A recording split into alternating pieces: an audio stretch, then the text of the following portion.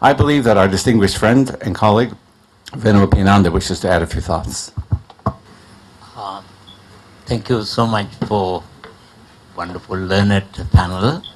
First of all, I thank to Venerable Suman and Thai Temple to organize such a wonderful panel, all of religious representatives here, I believe, first time. However, I remember Catholic Buddhist dialogue we had over 33 years ago.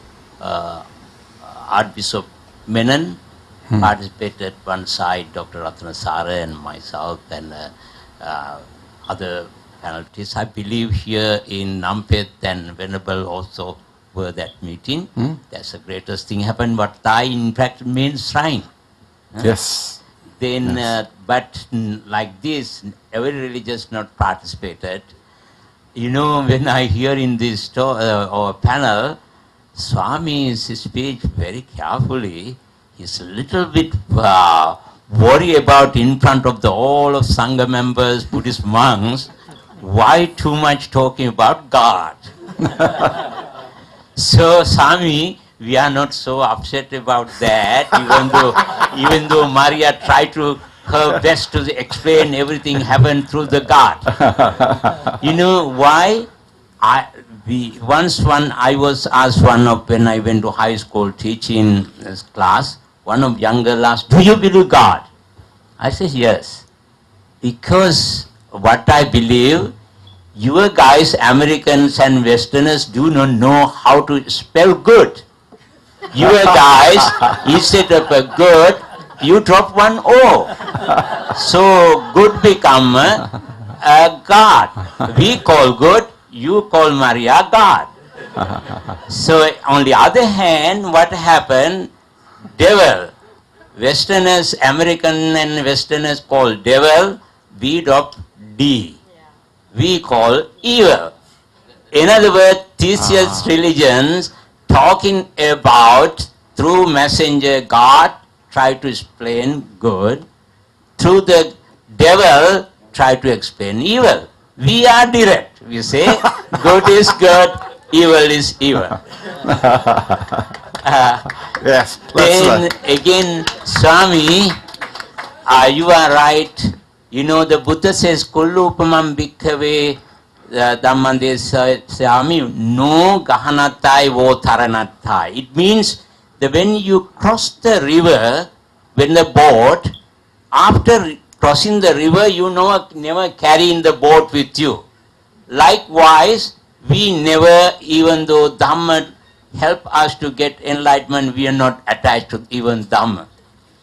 By the way, Swami explained one of beautiful stories about an elephant and blind. That is Swami in our text early, our Tripitaka, Anguttara Nikaya has the same story. You know, very interesting to Father tell you, in Greek Veda, Nasatiya Sutta explained 7 poems, Sanskrit. Exactly, it is Rabbi, Old Testament, in a Genesis, nothing separation. Also in our text, Buddhist text, Majjhima Nikaya has called Aganya Sutta, same thing. Therefore, early teaching are going here and there, that is coming from, we have a lot of relationship too.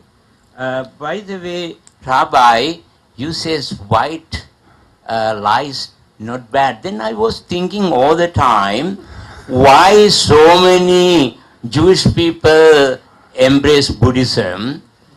In fact, according to Los Angeles Times, over half of Jews in living America are Buddhists. Jew and Buddha organization, when you go to internet, Jew and Buddhist combined together. Because as a Buddhist, we are also not afraid to say white lies. Could be that is the reason to a lot of relationship. Finally, I like to say, in one of beautiful variables, you are explained very well in Buddhist texts. Thank you so much. And in one of our Zen tradition says, when you finger pointing, this is the moon. Father Lakshmi says this is the moon, Piyananda says this is the moon, Rabbi says this is the moon. Our fingers are different, but moon is one. Similarly, we are different tradition, different way. We try to teach the peace and harmony and also enlightenment, different path. However, enlightenment is one. Thank you so much. Thank you. Venerable Pinanda, perhaps those of us who are theists could learn to be more direct from you Buddhists. You've set a wonderful precedent for us for a few moments. I'd like to invite any of you who have questions or thoughts you'd like to share with the panel to please feel free to do so. Anyone? Sir. Perhaps we can bring a microphone to Speak up my mind, and thank you for all the honorable venerable here for permitting me to express my view. This is a very important topic. My name is Ton Tran. I'm a clinician and also an attorney at law. So I've seen both worlds, the world of medicine. I've seen people die because of lack of medicine. And I've seen people get imprisoned because of poor representation. So we are trying to redress some justice in this world, and also to upgrade the humanity, the sense of humanity, so that all of us can enjoy that kind of security, life, and the pursuit of happiness. And as we're speaking about world peace today, I can see a big elephant in this room. We haven't touched it. Bhante said we start the conversation back in 93.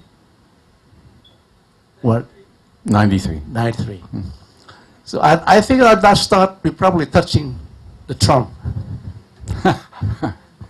And since then there's so many conferences on peace. I went to the Dalai Lama on Interfaith Conference, and we are touching the ears, the trunk, and today I hope that we touch the tail. So in the next time conference, I think we can all see what is the elephant looks like. I hope so for the next conference. Thank you. Thank you. Thank you. Anyone else? Yes. Swami would like to add a comment. Yes. I am very, very impressed with the panelists, that your ideas and your thought, what you are given today. Questions come to our mind that the unrest world, that what we see and what we experience right now, that we are all a lot of bitter experience. Even it doesn't happen here, but it affected to us, less or more. So question is that when we talk a lot of things, then how we can bring our reality and also our thought to the people, every corner of the world, and make them how to peace come together. So that is the most important, how to implement our peace in this world. So that is the point of view I like to ask all the panelists, that how we can bring there.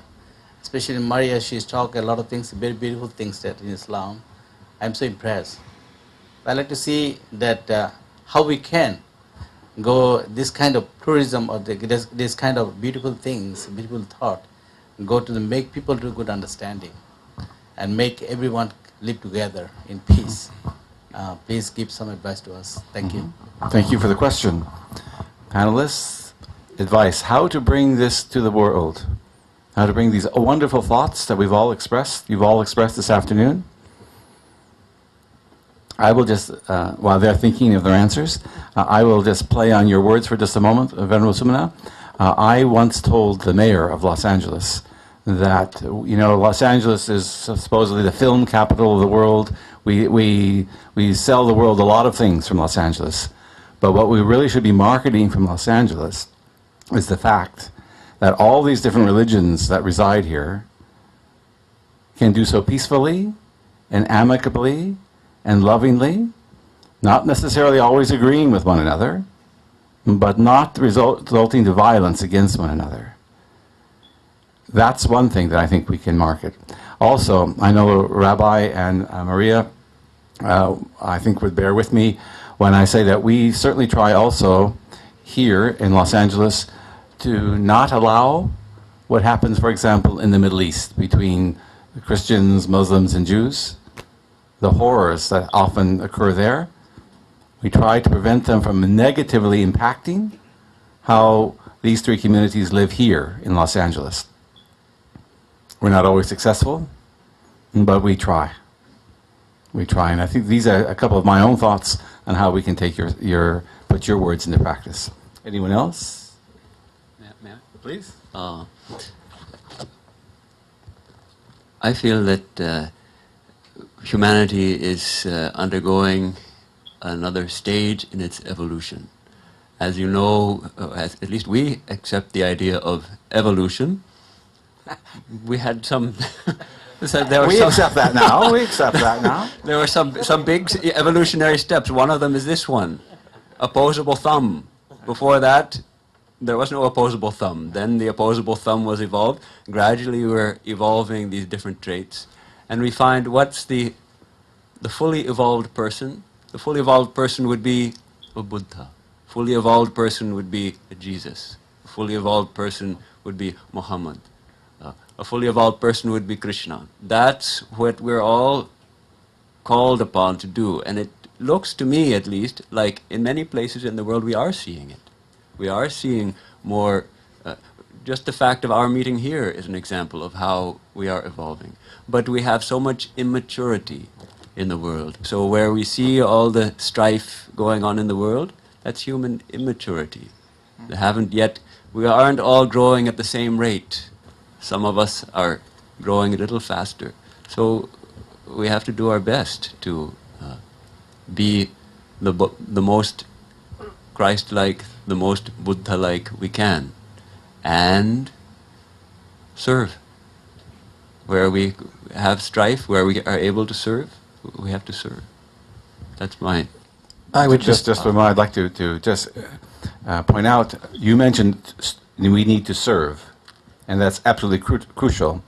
And one way that certainly Swami and I have tried to serve here in Los Angeles is that we have joined Habitat for Humanity, and we are it's called an interfaith build, and there have been monastics from the Shilai Temple have joined us there as well, where it's a marvelous site, a wonderful photo op, if nothing, the world should see, where a priest and the Swami and the Buddhist monastics and Jewish rabbis and everyone else come together, and we're building a house for someone together, someone that doesn't have a place to live.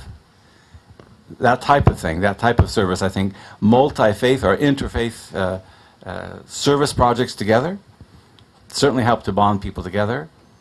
And we have some wonderful discussions about religious matters, while last time we were painting, and the time before that we were installing window frames. So it's a wonderful experience. Rabbi. Thank you. That's a wonderful segue to what I was going to say. Having the privilege of being more or less retired, I now have the privilege once a week of working at a homeless shelter in Pasadena called Union Station Foundation. And, we have... I think one of the answers, Venerable, to your very good question is we have so much fear of the other in our world. We have fear of immigrants. We have fear of people who are of a different faith. We have fear of people of a different race or creed or ethnicity. And I certainly, in the couple of months I've been volunteering there, every day at lunch, over 120 people come from all walks of life, all nationalities, all faith communities, or no faith, and they simply line up for a hot meal. And it's inspiring to me both to have the privilege of serving, but also to see that the different churches and synagogues and mosques each take a night a week to serve a meal to people who are homeless. And I must say, even though we say we live in the city of angels, life is not always very angelic in this city. The fact that we who are blessed with such abundant resources have so many people who live on the streets is, I think we would say, my tradition is Shanda. There's no excuse for this. So we have much work to be done, and my answer to your very good question is pick one corner of the world and try to improve it, whether it's working with people who are homeless, building homeless for people who need them through habitat, whatever it may be. World peace is a global, lofty vision we all should strive for. I think it begins with each of us finding our place in the world and improving one dark corner, bringing light and hope and joy to one dark corner of the world. Thank you. Anyone else? Daska. I would just pick up on that. The first thing that came to my mind was the simple song, "Let Peace Begin With Me." And I need to reach out to others, and I think the idea of serving together is definitely the answer. We need to cross over the lines that divide us so that we can work together for the benefit of all. We're all called to that. Most of us probably in this room are people of privilege, people with power. We can use those privilege and power to benefit others if we'll step out of our comfort zone. And I would hope we would all have the courage to do that. Thank you. Maria?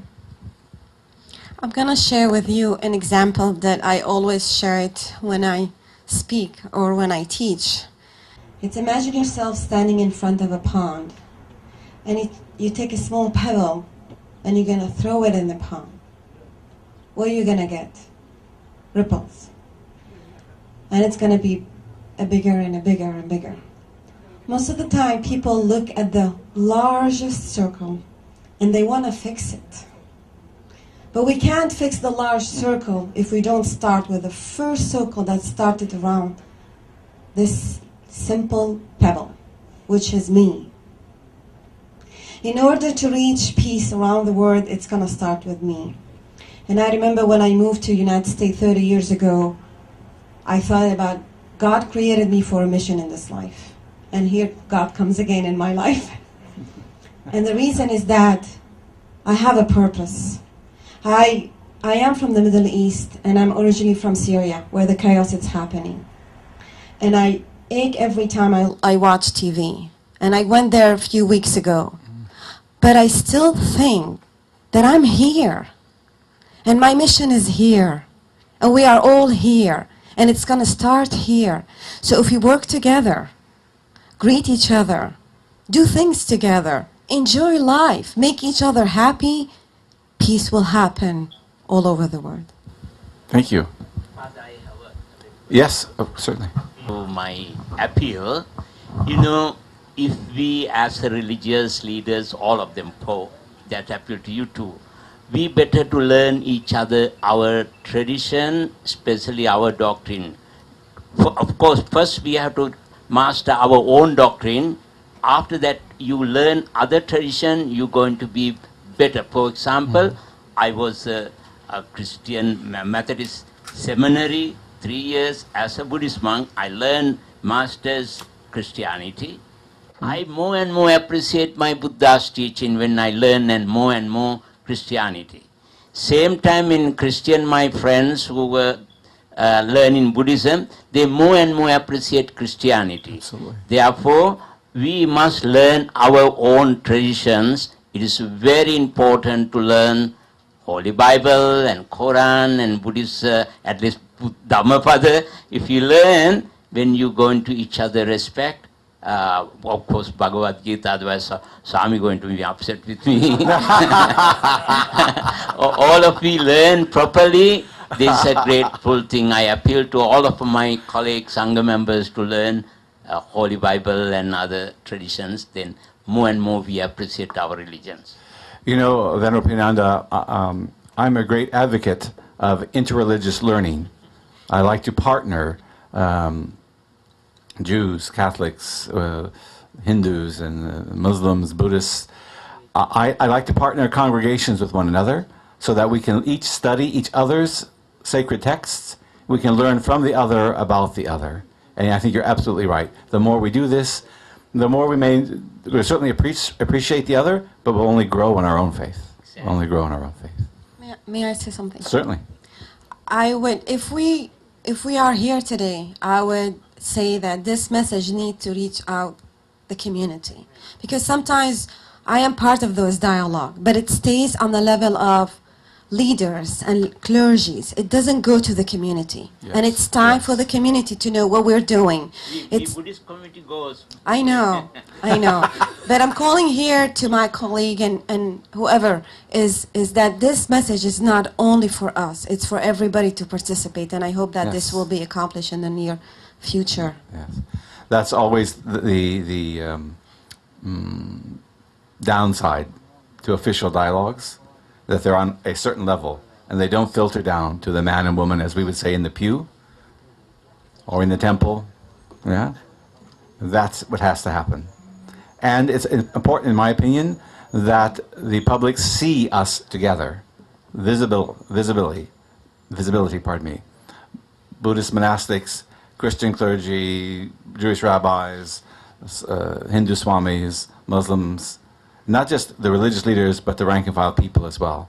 The more the world sees us interacting together and growing the understanding of one another, the much better the world will be. Anything else? Well, again, on behalf of the panel, I thank you for inviting us. We feel privileged to be and share this opportunity of being with you and learning from you. And I hope that this is not the last time that you have a dialogue such as this as part of your annual conference. Thank you very much for having us.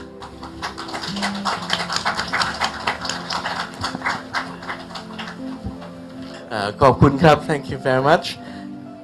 Thank you on behalf of the Watai Los Angeles and the members of the Thai Bhikkhus Council. I'd like to thank our great panelists here for being here today and sharing with us the wisdom from the different religions. And I personally have learned a lot. I think this is very beneficial, and I hope we will have this type of dialogue and panels and discussion in the future. I think this is a great opportunity, and thank you all again. Thank you. Thank you for being here.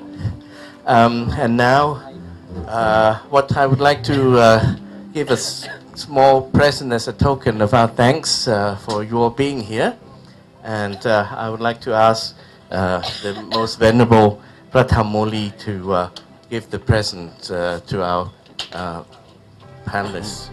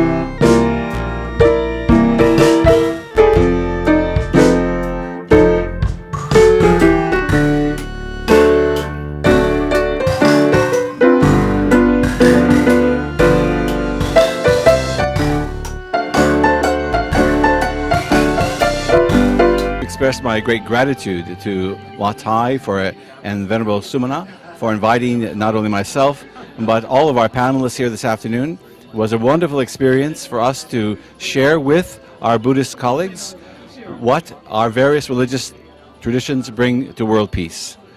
The more that I think we saw great similarities in those texts and in those sentiments, but they must not remain in texts and in sentiments, they must be enfleshed. I think we all agreed that this afternoon, that religions must not only mouth or think, but must also do actions of peace. That includes compassion and respect and love and acceptance of one another, forgiveness of one another. And from the Catholic world, certainly peace means more than an absence of conflict. It means right relationships. And so we saw that this afternoon, that there are great resonances between things Buddhist and Christian and Muslim and Jewish and Hindu when it comes to respect for one another, compassion for one another, and acceptance of one another. And again, I thank you for inviting us to be here today. Thank you. Thank you so much to our Thai temple doing this type of greater seminars, especially our interreligious faith components was a very success.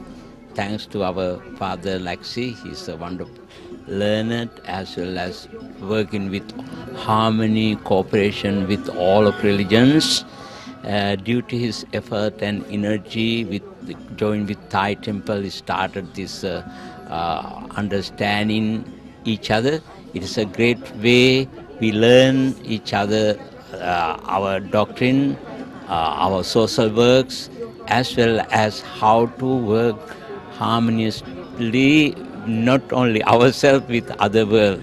Thank you so much again organizing this type of greatest events. And thank you for being here and for your kind words. I am Rabbi Mark Diamond. It is a great honor to be here today with the Venerables at this beautiful temple and this conference. Appreciate the very gracious hospitality, and I think this is a very important gathering to bring us together to learn from one another and to together speak about and to pursue pathways to world peace. There could be no greater blessing for the world than peace. It is a shared mission of all of us of faith, and I was very honored to be here today. Thank you so much. Thank you. Thank you. Today we had a beautiful experience of what we want the whole world to experience, which is people of different backgrounds, different religious traditions coming together and talking openly with each other in a spirit of tolerance and acceptance. And I think the feeling of mutual respect and even love was palpable and remains palpable. And let these kind of events be conducted more and more. Let people come to learn from this example how to love each other, despite our different backgrounds, how to love each other, how to appreciate each other, and how to improve ourselves and become as perfect as we can be. Thank you. Okay, thank you very much, Swami. Thank you. Hello, my name is Ayatata Aloka. I'm from Northern California, and I was very happy to come down here to Wat Thai, LA today for only the second time in my life since coming 10 years ago.